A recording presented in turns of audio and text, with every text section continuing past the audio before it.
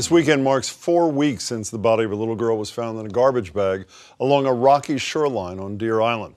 Officials have received hundreds of tips and leads since, but the identity of the girl is still unknown. So, earlier this week, WGBH special correspondent Emily Rooney went to Deer Island to get a better sense of what may have happened with the help of forensic neuropsychologist Robert Mendoza. If you've never been to Deer Island, join the club. It's not easy to find. You have to navigate a maze of cul-de-sacs and narrow streets in Winthrop to get there.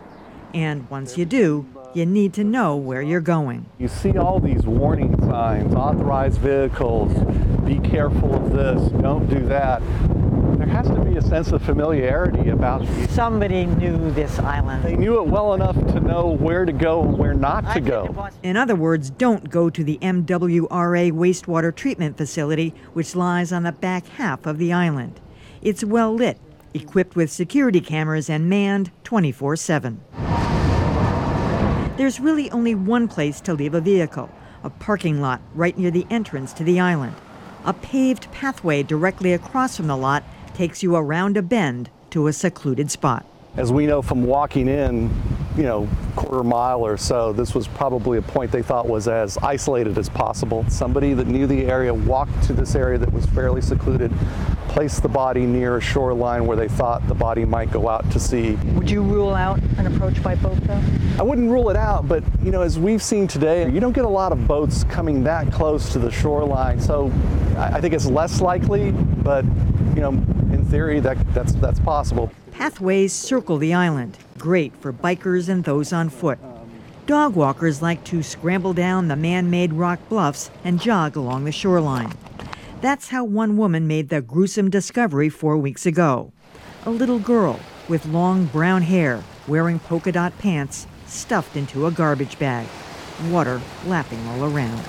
Also enclosed in that garbage bag was a small blanket, a zebra blanket. What does that tell you? The blanket may have been a very personal thing, that either a father or mother would have known this is important to this child.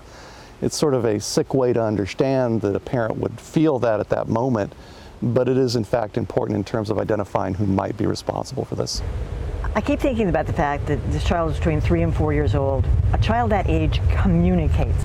How is it that no one has come forward to say, I haven't spoken or heard from X in so many weeks? It's been 4 weeks now. How is that possible?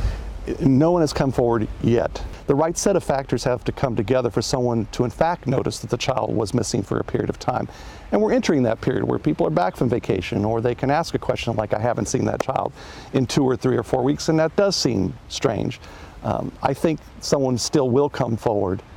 I think there's a good reason to believe the case will be solved, but it's going to require probably some good old, fashioned police work. Work that's well underway. This computer-generated rendering has been widely circulated, even appearing on billboards at 50 locations around the state. There's the child's DNA, which could be matched in a database. Tips have poured in. But so far, Baby Doe remains just that. Emily Rooney joins me now. Thanks, Emily. Early on, my understanding was that the child's body was either left where it was left or it had washed up on shore. Has the latter been ruled out here? I think that they're focusing on somebody placing it there. The body appeared not to have had a lot of water damage, wasn't waterlogged, and was in very good condition. So I think they're focusing on the idea that somebody brought it to the island and placed it. And the point you made early in that piece is that someone did bring it to the island, and it's so complex to navigate. The assumption is they either did a lot of advanced planning or they knew the island. That's pretty obvious, isn't it? They knew the island really well. And there's other places on the island that could have stuffed it.